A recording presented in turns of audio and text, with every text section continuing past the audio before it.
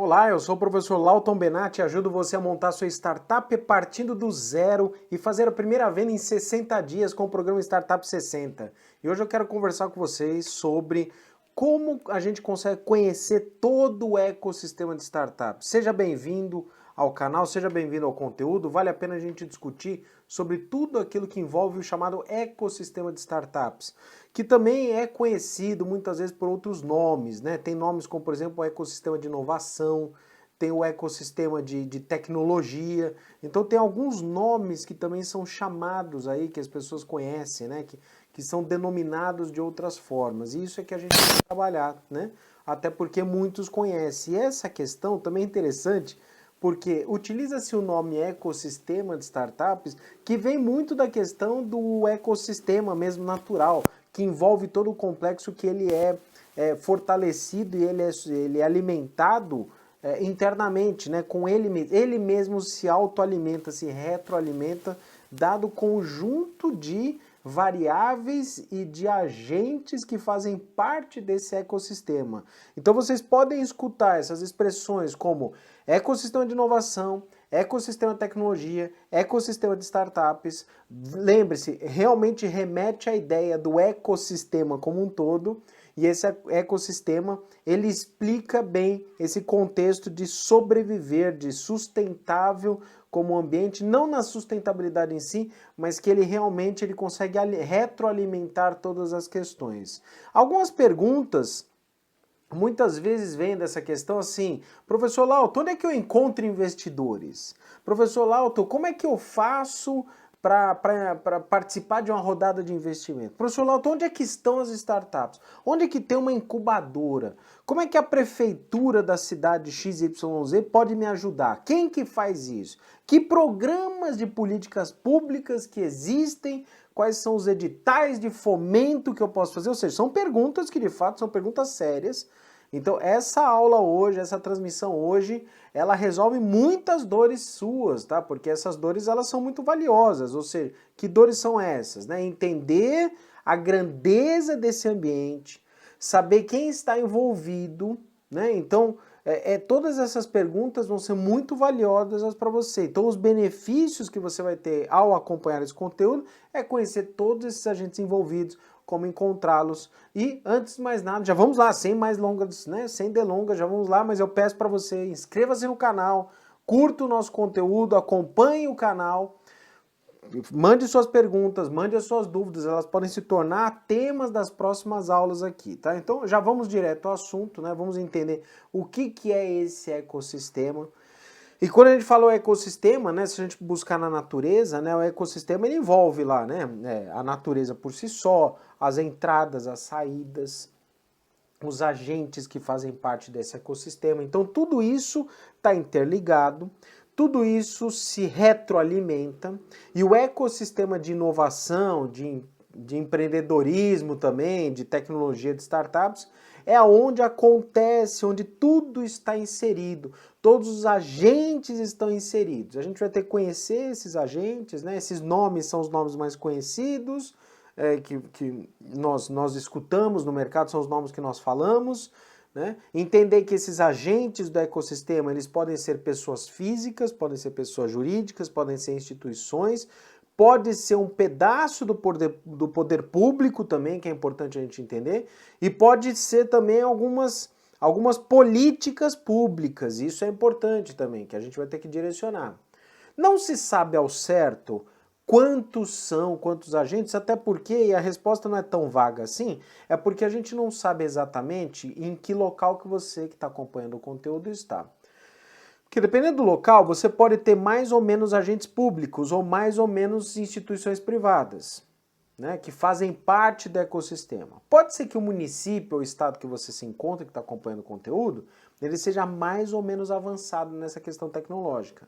Pode ser que você tenha mais fornecedores ou menos fornecedores, pode ser que você tenha mais empresas envolvidas ou menos empresas envolvidas. Então, o importante é a gente entender que, enfim, primeiro, são muitos, é complexo isso, tem bastante gente envolvida, portanto você não está sozinho, tá? É importante deixar claro, você que é empreendedor, que quer montar sua startup, quer se ir com o negócio, você não está sozinho, não se sinta sozinho com isso, e a gente vai conseguir então realmente mapear todas essas questões, tá? Agora, onde eles estão? Isso aqui é importante. Eles estão no Brasil todo, se a gente está falando de território nacional, eles estão no Brasil todo. Mesmo você que mora num município pequeno, provavelmente vai ter algum apoio. Óbvio, dependendo da região, não tem uma concentração muito grande, mas em regiões mais próximas, em polos industriais ou econômicos mais próximos do município ao qual você se encontra, você vai encontrar provavelmente algumas desses agentes. E ainda que você não tenha fisicamente, geograficamente, você consegue alcançar esses agentes ou essas instituições dentro desse ecossistema, mesmo que seja à distância.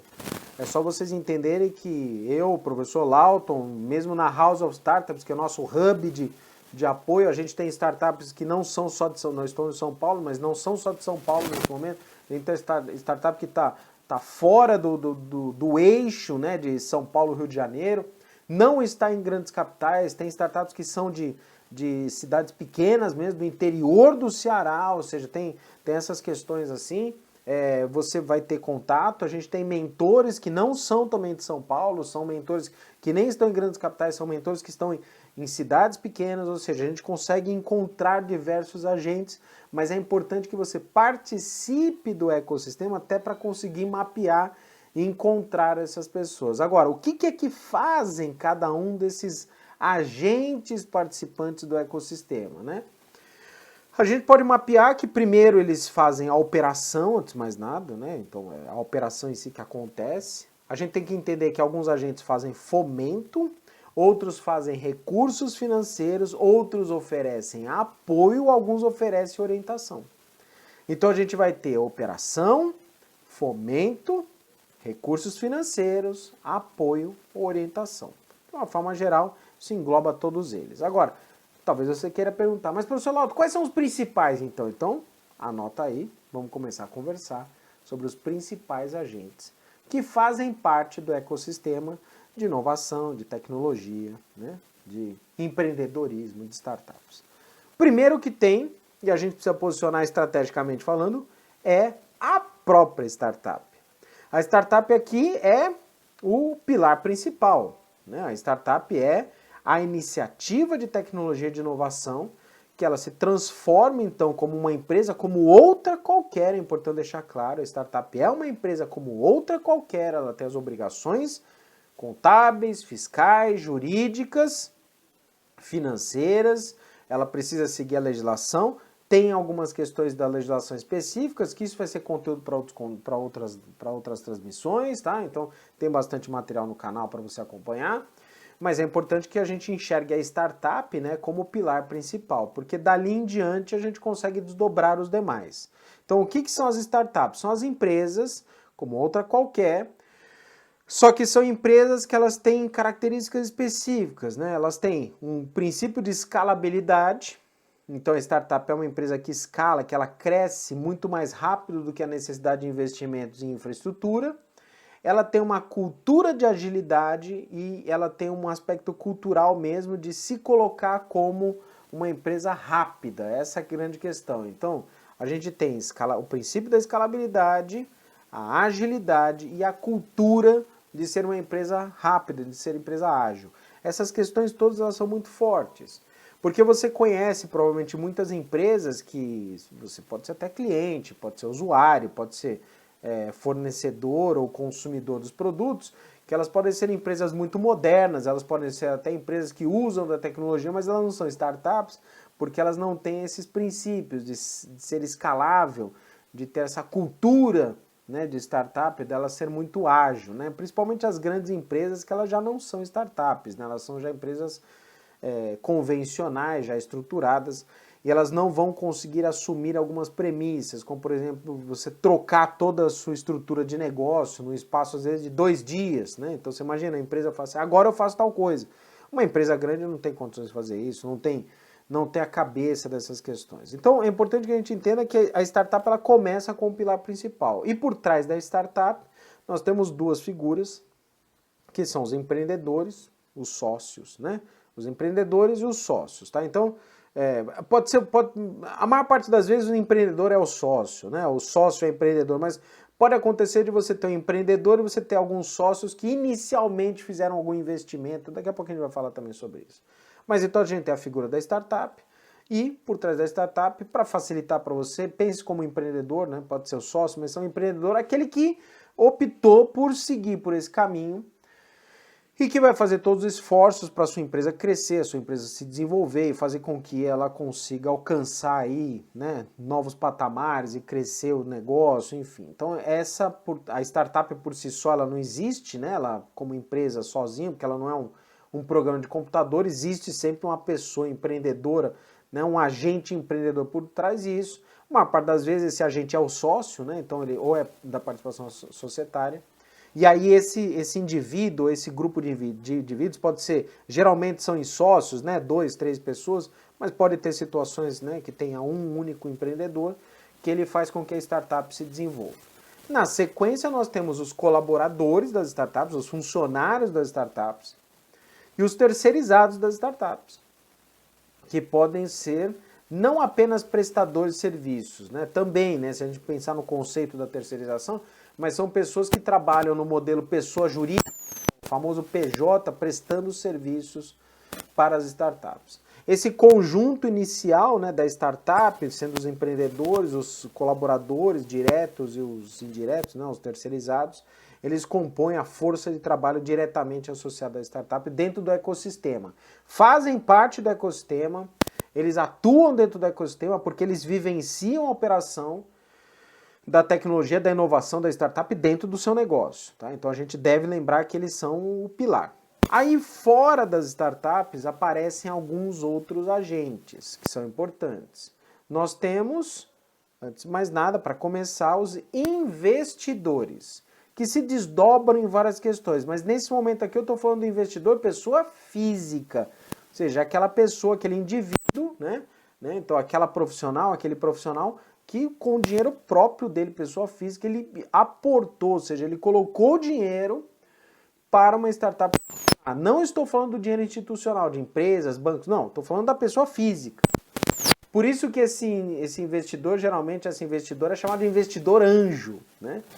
Quem são os investidores anjo? A primeira coisa é os próprios empreendedores, eles fazem o investimento no seu próprio negócio, que isso se chama bootstrapping, tá? Então é o termo técnico para isso, que eles fazem investimento no seu próprio negócio. A maior parte das vezes eles vão buscar dinheiro com o chamado 3F, né? Que é famílias, family, friends and fools. Então são os familiares, aqueles que não vão questionar você, então os amigos, né? Pessoas que não são tão especialistas no mercado, mas elas acreditam, né, e fazem o investimento, né, e segue o barco, né, elas fazem o investimento, né. Então, essa é a questão. Então você tem esses investidores chamados investidores anjo, né, são pessoas físicas, com pessoas que você conhece inicialmente, fala, preciso começar um negócio aqui, preciso de um capital para começar, ideia é boa, você convence essa pessoa e tudo mais, ela aporte inicial, geralmente pequenos valores, né? Quando eu falo pequenos valores, tende a ser valores abaixo de 100 mil reais, entenda? Para alguns pode ser muito, para outros pouco, mas para um negócio, você fazer um investimento às vezes inicial de 20, 50, 100 mil reais, 150 mil reais são valores baixos, né? Para a capacidade, o potencial de crescimento que as startups têm. Aí tirando essa questão dos investimentos das pessoas físicas, pode ser seu parente, seu pai, sua mãe, seu tio, né? Amigos seus, nós temos as figuras já especializadas, que são os mentores e os especialistas. Mentores e especialistas, eles são profissionais que orientam as startups. Na maioria absoluta das vezes, essa orientação é gratuita, ela não é cobrada. Pode ser, tá? Pode ser. Não tem nada de errado. Mas de uma forma geral, esses são profissionais renomados de mercado que possuem experiência, bastante conhecimento, muitos anos de prática. Ou mesmo alguns mentores são relativamente jovens, ou seja, aqui eu estou falando assim, abaixo de 30 anos, vamos colocar assim, mas ele já tem uma bagagem muito interessante. Por exemplo, é um mentor jovem, menos de 30 anos, por exemplo, está com 25, 26 anos, mas, por exemplo, já é um proprietário de uma startup que já passou por uma experiência. Então isso é interessante porque ele já tem a experiência. A ideia do mentor especialista é aquele profissional que ele tem a experiência, ele já reúne a experiência, ele já vivenciou isso, ele já vivenciou não isso, ele já vivenciou isso e mais um conjunto de situações positivas e negativas que ele compartilha com as startups essa situação. Então ele consegue de fato compartilhar com as empresas, né, esse conjunto de coisas que estão sendo trabalhadas, tá? Então, aí é que está a ideia do mentor, né, do mentor e do especialista, que isso é importante para que a gente consiga entender quem são essas pessoas que estão envolvidas no contexto, tá? Então, fora isso, o que nós temos aqui, né, nessa questão, tirando as pessoas físicas, nós temos também a figura dos que a gente chama dos conselheiros, né? O nome correto que se trabalha chama advisor.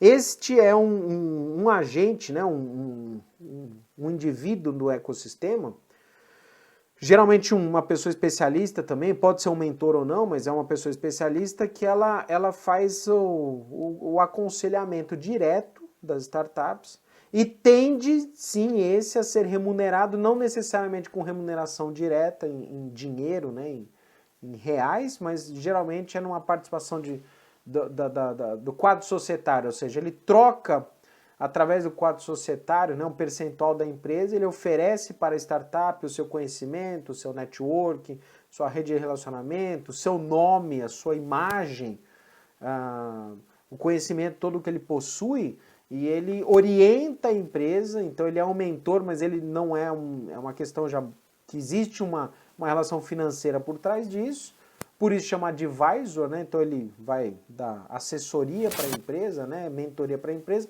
em troca de uma participação na empresa. Isso no modelo mais convencional que existe no mercado.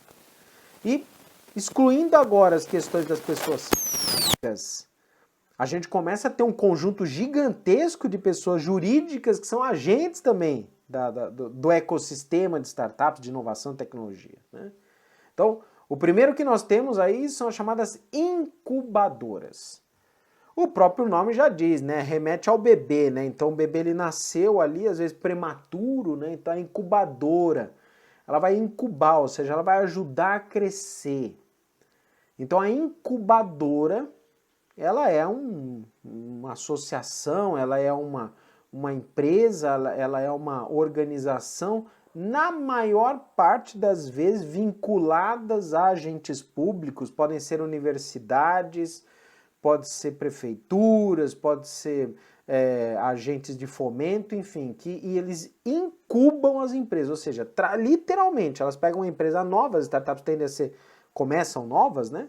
E essa empresa, essa startup, ela é incubada nessa organização, nessa incubadora. O que a incubadora faz? Ela dá o apoio, como um bebê, na verdade, ela dá o apoio aos primeiros dias de vida, que pode ser alguma coisa como, na maior parte das vezes, até 24 meses, tá? Não é que é uma regra exatamente, pode ser 12, 24, às vezes até 36 meses, mas é no primeiro momento da empresa, né? Então, a gente fala 24 meses, são os primeiros 2 anos da empresa, né? Então, a ideia é que a gente está, de fato, incubando a empresa. Além da incubadora, existe também a figura da aceleradora.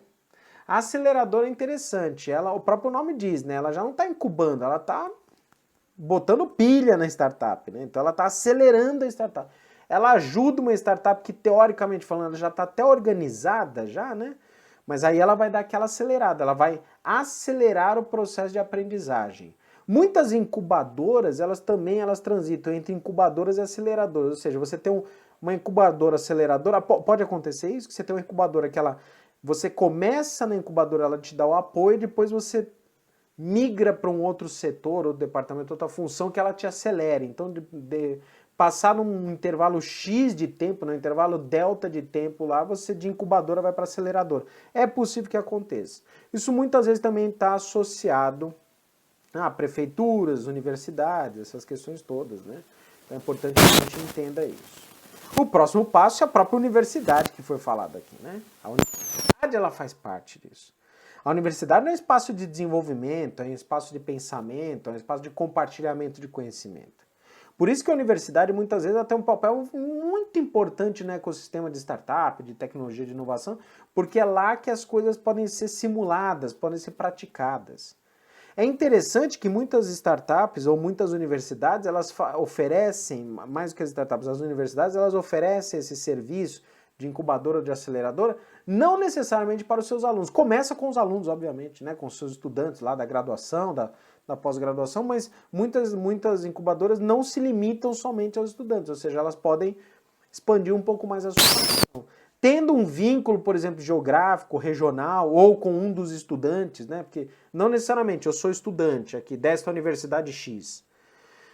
Eu não preciso que os meus sócios sejam estudantes. Digamos que eu seja estudante, meus sócios não. Então a universidade ela recebe, né, pessoas que não necessariamente são parte da comunidade acadêmica. Nesse exemplo que eu passei, é um exemplo muito claro, que um dos estudantes é de fato estudante. Os outros, digamos, sejam 3 só. Os outros 2 são colegas desse estudante e ainda assim a universidade acaba abraçando, porque a ideia é que ela vai desenvolver tanto com o trabalho de incubadora como de aceleradora e outras questões, né? Os professores, de uma forma geral, principalmente os pesquisadores, professores mais avançados, experientes, eles são ótimos mentores especialistas, lógico, para os aspectos técnicos.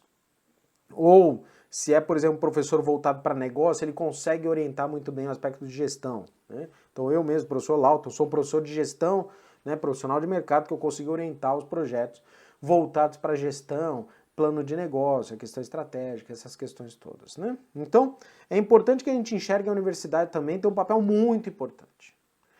Aí, sendo a universidade pública ou privada, tá? É importante deixar claro. E aí a gente tem outras figuras aqui, que aí a gente já começa a ter outras figuras que podem não necessariamente ser instituições de fato, mas sim programas de fomento ou políticas públicas. O que são programas de fomento, às vezes são, ou políticas públicas, são programas ou políticas que estão vinculadas a uma instituição pública ou privada, por exemplo, uma fundação, uma questão privada, ou dentro de uma questão pública, por exemplo, o Ministério da Ciência e Tecnologia, por exemplo. Então, são coisas, né? O Ministério da Ciência, Tecnologia e Inovação, que tem programas de fomento ou políticas públicas direcionadas para o apoio e o fomento das startups. Então a gente tem programas de fomento, nós temos programas de apoio, editais de fomento que oferecem recursos, programas de mentoria, programas de aceleração, até a própria inclusão da empresa em incubadoras e aceleradoras, que esse vem dinheiro público que financia essa operação, na maioria absoluta das vezes não vinculada a uma participação no quadro societário, ou seja, é que as pessoas falam de dinheiro a fundo perdido, que isso dá uma conotação negativa, que parece que é dinheiro ilegal, que não tem contrapartida nenhuma, que é mentira. Você não tem a contrapartida de um percentual de participação, mas você dá a contrapartida para a sociedade em desenvolvimento, pagamento de impostos, na contratação de funcionários, na oferta, no crescimento econômico local, né, no desenvolvimento do comércio. Então há, de fato, retorno para a sociedade. Mas em termos de participação no quadro societário, na maior parte das vezes não tem. Então são programas de fomento. Além disso, existem políticas públicas que muitas vezes oferecem apoio gratuito para as startups através de mentorias, de hackathons, de programas de aceleração, de cursos, treinamentos, né? Então todas essas questões são importantes. E esses não são exatamente instituições, são programas ou políticas públicas que estão vinculadas às instituições. Aí nós temos os agentes públicos, as instituições públicas de fato, prefeituras, o Estado, o próprio Ministério da Ciência, Tecnologia e Inovação, que esse tem ou pode até ser o Ministério da Economia, mas principalmente o Ministério da Ciência, Tecnologia e Inovação, que tem, né, o papel nessa questão de desenvolver o fomento e o desenvolvimento tecnológico, né? Então, os agentes públicos, a prefeitura da cidade que você está aqui nesse momento acompanhando essa transmissão, pode ser um agente público, uma instituição pública que dá o apoio, né? Você tem algumas outras entidades público-privadas também que podem oferecer essa questão. Você tem o Sebrae, por exemplo, você tem, como política pública, você tem o Inovativa, que é um programa de política pública, não é uma instituição. Né? Você tem o Brasil Lab, que é uma organização não governamental. Então são associações, né, ou políticas públicas que ajudam as startups a desenvolver, através de mentoria, de orientação, de acompanhamento, de envolvimento, né, junção, né, delegação de mentores junto com as startups, ou seja, todas essas questões. Eu, professor Lauto, participo de todas essas que foram citadas aqui, como mentor, como participante, como avaliador dos projetos, né, que é importante a gente participar. Tem outros projetos muito interessantes, por exemplo, você tem o edital do Programa Centelha Nacional, que existe em todos os estados da nossa federação, que também oferece fomento para as startups, para os programas de tecnologia, através da avaliação de projetos, e oferece fomento em dinheiro, mesmo em recurso, dinheiro não vinculado à participação societária. Então vale a pena pesquisar essas questões. Fora esses pontos, ainda existem muitos outros agentes. Por exemplo, nós temos os hubs e os valleys. O nome Valley vem muito daquela questão do Vale do Silício, né? Então do Silicon Valley, né? Então, e os hubs também. Os hubs é a ideia do hub, de concentração, né? De você ter um local que concentra esse espaço. Por exemplo, a própria House of Startups, né? O nosso hub de startups, ele concentra startups, mentores e investidores. E a gente faz essa comunidade segura. Então existem muitos hubs. Até o presente momento nós mapeamos 113 hubs e vales do Brasil, mas existem mais. Tá? Em todos os estados, em toda a federação existe isso. Alguns nas capitais, com uma certa concentração nas áreas urbanas, natural, né? Onde as empresas estão. Mas também existem muitos hubs em cidades do interior do Brasil todo. Então, lembre-se, não se concentra somente nas capitais.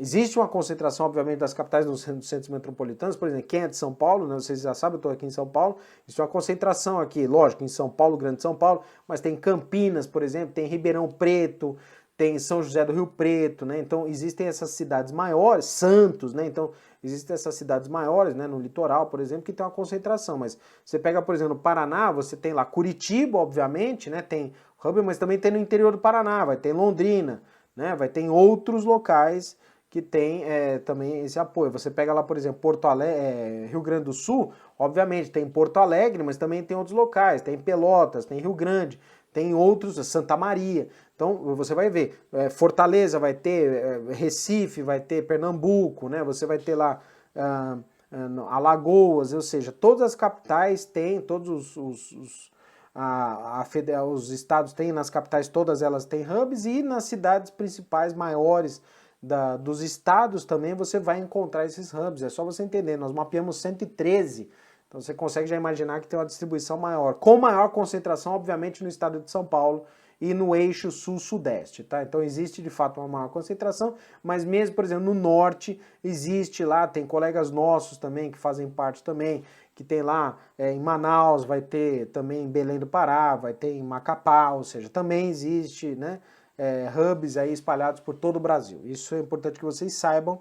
Esses hubs e valleys, o que são? São associações, são grupos de interesse, né? Pessoas que se uniram e eles concentram startups. Essa é a ideia, concentrar startups daquela região.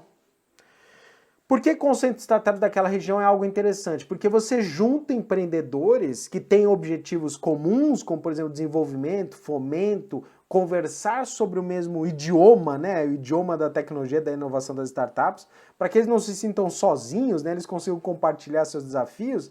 E esses hubs, esses valleys, eles concentram de fato as startups. Alguns passam a ter participação societária, outros não. Outros são apenas por apoio mesmo, iniciativa. E a grande questão é que quando você concentra empresas, você dá mais força para todas elas. É só você imaginar, eu tenho uma empresa, uma startup, por exemplo, lá, vamos colocar aqui simbolicamente, numa cidade do interior do Paraná. E eu tenho uma outra startup também nessa cidade próxima, não precisa ser exatamente a mesma cidade, próxima dessa outra cidade do interior do Paraná. Por exemplo, quando essas duas startups se juntam e outras startups se juntam, todas elas ficam mais fortes. Elas conseguem ter maior concentração de informação, de tecnologia, elas trocam mais informações entre elas, elas conseguem negociar contratos, por exemplo, de fornecedores, a gente vai falar daqui a pouco, ou seja, é importante, é valioso para todo mundo. Por isso que os hubs e valleys, né, são as comunidades de startups que estão espalhadas pelo Brasil, eles têm um peso muito interessante, são muito valiosos para o ecossistema, porque de fato eles acabam concentrando. De uma forma geral, esses hubs eles variam de 20 a 200 startups, tá? De uma forma geral, de 20 a 200, um pouco mais, um pouco menos, mas tem hubs com 25, 30, tem hubs, né, vales com 180, 200, 220 startups. Tá? De uma forma geral, de 20 a 200 você vai ver. E isso é interessante, que você imagina, a gente tem lá alguns mapeamentos, como por exemplo a Associação Brasileira de Startups, a B Startups, que também é outra entidade, a gente vai falar daqui a pouco, ela mapeou aproximadamente a uma sugestão que existam aproximadamente 14 a 17 mil startups no Brasil, algumas com maior ou menor nível de maturidade, mas você vê, são muitas startups espalhadas pelo Brasil todo, por isso que a gente precisa, né, entender toda essa aproximação e conseguir aproximar essas empresas. Porque é bonito falar dessas empresas que estão, por exemplo, em São Paulo, Rio de Janeiro, em Salvador, mas e a empresa, a startup que está numa cidade do interior, por exemplo, do Piauí? Eu mesmo já orientei startups que não estavam em Teresina, elas estavam numa cidade do interior do Piauí, a cerca de 300 quilômetros de distância de Teresina. Ou seja, ela acaba realmente bastante isolada do eixo tradicional de tecnologia, que se concentra no sul-sudeste. E é interessante que, se você consegue juntar isso, acaba gerando maior possibilidade de negócio. Fora isso, nós temos também o dinheiro, né, o capital, né? E aí o capital tem um peso muito grande, né? Quem é que tem esse dinheiro? Como é que a gente encontra esse dinheiro? De uma forma geral, tirando os investidores pessoa física, nós teremos então os venture capitals, né, que são o capital de risco, né? Então a ideia dos fundos de investimento, dos bancos, são empresas especializadas em fazer o investimento em operações de risco, operações de fomento, como por exemplo, né, as startups. Só lembrando que nesse momento, muito cuidado com a palavra fomento, porque o fomento muitas vezes está associado a você desenvolver algo sem a contrapartida, e no caso dos venture capitals, existe de fato a contrapartida, é uma operação financeira, há participação no quadro societário, ou seja, o investimento ele acontece com propósito de lucro, de crescimento, de recuperação do investimento no futuro. Então aqui a gente não está falando mais de, né, um fomento, né, à sociedade, sim no desenvolvimento do negócio. Então os venture capitals, que podem ser bancos, pode ser fundos de investimento, pode ser conjunto de investidores, pode ser escritórios especializados em investimento, todos eles fazem parte do ecossistema de inovação, e eles são agentes muito importantes, porque são eles que dão o oxigênio para as startups. Nós temos também os chamados Venture Builders, que são associações públicas ou privadas, né, que tem o dinheiro por trás, né, por isso chama Venture Builder, né, então tem um dinheiro, tem um recurso por trás, só que a diferença é que o Venture Builder, ele muitas vezes ele oferece outros serviços, tal qual, por exemplo, em processo de incubação, de aceleração, vincula a participação no equity, e ele oferece, além do capital, outros serviços. De uma forma geral, os Venture Builders acabam mordendo, que a gente fala, um percentual maior de participação das empresas, que eles oferecem outros serviços, tá? Então, para algumas startups que estão, por exemplo, muito isoladas, né, o Venture Builder pode ser uma opção, porque ela vai oferecer serviço jurídico, serviço mercadológico, contábil, vocês dão um suporte, a startup teria que pagar por isso, eles acabam dando suporte nessa questão, é um modelo de atuação. Nós temos também os chamados Venture Debts, né, que seriam os empréstimos para operações de risco. Isso aqui já não é uma operação tradicional de crédito, né, então, porque a palavra venture vem, né, muito associada ao conceito de risco, né, obviamente, então são empresas que fazem empréstimos às startups, empresas financeiras, obviamente, que fazem empréstimo para as startups, entendendo que é uma operação de risco nesse sentido. A grande questão é que a Venture Debt, diferente da Venture Capital, a Venture Capital ela pega uma participação societária.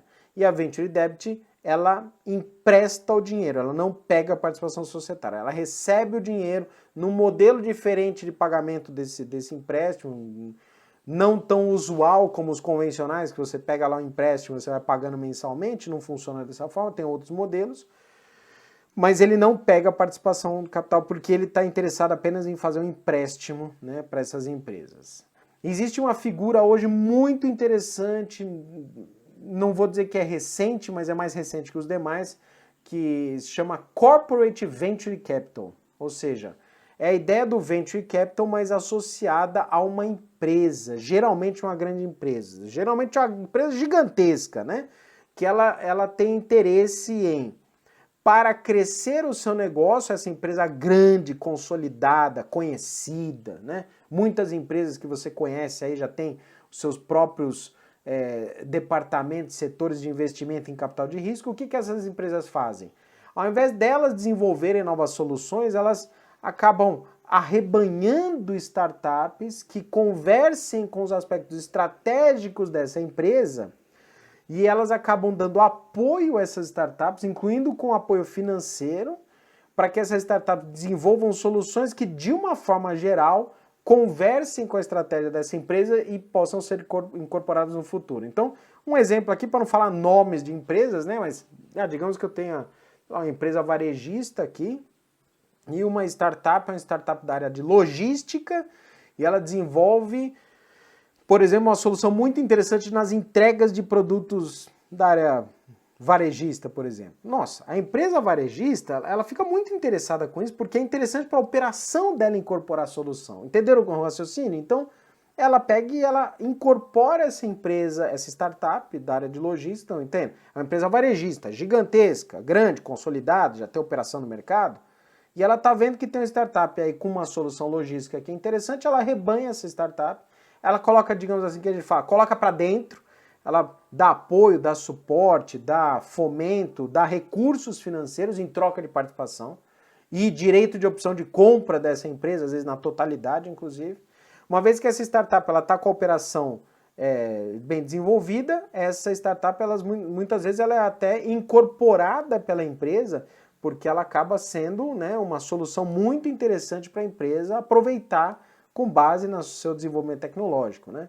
Eu conversei recentemente, participei de um evento, conversei recentemente com uma corporate Venture Builder, né? A gente chama de CVC, mas não tem nada a ver com a agência de viagens, tá? Então essa Corporate Venture Capital, né? Ela era do ramo de construção civil, de materiais de construção civil, e eu conversando com um rapaz lá, e ele falando assim, puxa vida, né? Eles fazem materiais para construção civil. Falou assim, não, apareceu aqui um empreendedor aqui, cientista, que ele desenvolveu uma liga de material que é muito mais barata. Para a construção civil isso é interessante porque a liga é baseada em produtos naturais que estão presentes com muita facilidade na natureza em qualquer lugar, o que facilita a sua exploração e depois facilita o seu material. E esse material é muito barato, é bem mais barato e ele conseguiu fazer algo que é resistente e escalável, ou seja, consegue produzir em larga escala. O que essa empresa fez? Ela incorporou o negócio desse empreendedor, desse cientista, junto ao seu Corporate Venture Capital, para estimular a operação com financiamento, inclusive, ofereceram dinheiro, né, para esse empreendedor, para desenvolver a solução, e com base nessa solução, ele vai, obviamente, oferecer essa solução para a empresa que está dando fomento, está dando desenvolvimento para ele. Então essa é muito claro, muito evidente essa questão, e está tudo certo, é isso mesmo. E lógico que essa empresa ela se tornar a principal cliente dele, ou na maioria absoluta das vezes, o que acontece é que ela incorpora mesmo, ela compra a empresa de vez, ela tem direito a comprar a empresa como um todo. E essa empresa, essa solução, o conhecimento que desenvolve dessa empresa, ela passa a fazer parte da empresa que te apoiou durante esse período. Então tá tudo certo, é um modelo de negócio muito interessante, tem muito, principalmente da área de tecnologia, mais hard science, mais bruta, muito interessante fazer isso, né? Nós temos a figura dos bancos também, os bancos eles têm um papel muito importante, né, no financiamento dessas questões, mas de qualquer forma, até nos bancos eles oferecem, né, alguns deles oferecem, por exemplo, escritórios de apoio, de fomento, né, para desenvolver essas startups, como se fossem, por exemplo, escritórios de coworking. E esse é algo interessante, que muitos acabam não citando, mas eles têm um peso bem bacana, os chamados coworkings. O que são isso? São aqueles escritórios compartilhados, que eles não são necessariamente agentes do ecossistema de inovação, mas eles estão presentes. É uma questão muito interessante porque muitas empresas elas utilizam esses escritórios compartilhados para evitar custos em imobilizado, em aluguéis mais caros, ou seja, eles alugam mesas ou espaços, né, E é interessante que isso acaba sendo particularmente importante porque nesses espaços acaba tendo maior desenvolvimento tecnológico. Muito bacana isso porque você aproxima as empresas. E aproveitando para finalizar, né, o Cowork é um fornecedor de serviços e aqui a gente finaliza essa lista falando sobre os fornecedores de serviços, que também são importantes para isso. Coworking, por exemplo, espaço de locação, que as startups elas precisam de um espaço para isso. Nós temos os serviços financeiros, perdão, nós temos os serviços financeiros, nós temos os serviços contábeis, os serviços jurídicos, informação, tecnologia, servidores, hospedagem, os devs, né, que são os desenvolvedores, né? Então tem uma gama gigantesca de oportunidades de fornecedores que também fazem parte do ecossistema e consultores dos mais variados aspectos, né? Consultores em tecnologia, em inovação, em negócios, em projetos.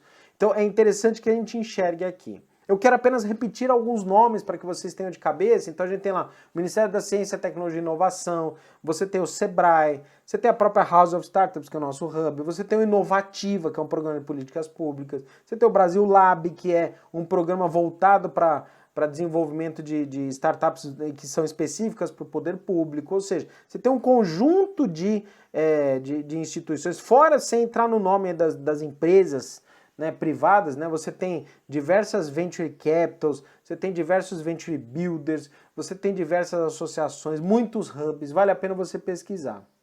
Agora, o que é que você não pode fazer, tá? Isso não convém, uma vez que você tenha entendido isso. Não adianta você conhecer tudo isso e não aproveitar esse ambiente todo, isso é perda de tempo. E também tem um ponto importante, né? Muitas vezes as pessoas procuram esse ambiente, conhecem esse ambiente, mas eles se concentram em fazer o quê? Não, vou pedir, eu vou explorar, quando na verdade, uma vez que você faz parte do ecossistema, é uma relação de trocas, então você também pode oferecer para o ambiente.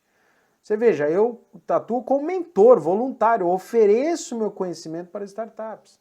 E isso me reverte em contatos, em networking, em desenvolvimento. Então, o que não pode fazer é você ser essa pessoa presunçosa, né, pedante de só pedir. Você faz parte do ecossistema. Você recebe e você oferece. Essa é a ideia da troca. É assim que o network, inclusive, é construído, né? Não adianta você só ficar pedindo, as pessoas vão começar a te rejeitar. E nesse ambiente que a gente, ainda que seja grande, né, mas a gente consegue mapear de qualquer forma, né? Caiu o nome aí nessa rede de uma maneira negativa, você vai ter mais problemas que soluções. Então, vale a pena você entender que é uma troca. Então, o que você pode fazer para começar agora mesmo, né? Primeira coisa, na região geográfica que você está, pesquise quem faz parte das instituições, né? Porque, por exemplo, existe uma pergunta, onde acontecem as rodadas de negócio? Basta você pesquisar, você ir se aprofundando, você consegue acompanhar. Por exemplo, inscreva-se nos programas de fomento. Inscreva-se na incubadora, na aceleradora. Alguém da incubadora e da aceleradora conhece o investidor, sabe o que vai acontecer. Participa dos eventos. Nos eventos você tem contato lá com as empresas que fazem fomento, com os investidores, e eles vão falar o seguinte, ó, dia tal tem uma rodada de investimento. Apresenta lá seu material. Participa do programa de inovação aí da sua região. Ah, não sei onde é que está. Passa na prefeitura, conversa com a prefeitura, verifica, entra no site do Ministério da Ciência e Tecnologia, entra no site do Inovativa, entra no site, pesquisa lá hubs e valleys de startup. É só você pesquisar, depende de quando você vai ver, você tem um hub, um valley, ou na sua cidade, ou numa distância aí, dependendo, lógico, no Brasil é muito grande, mas depende de quando você vê, você está a 100 km de distância desse local, você está extremamente próximo, às vezes é só uma questão de 1 hora de viagem, você já está lá no hub, consegue se encontrar com outras startups, né?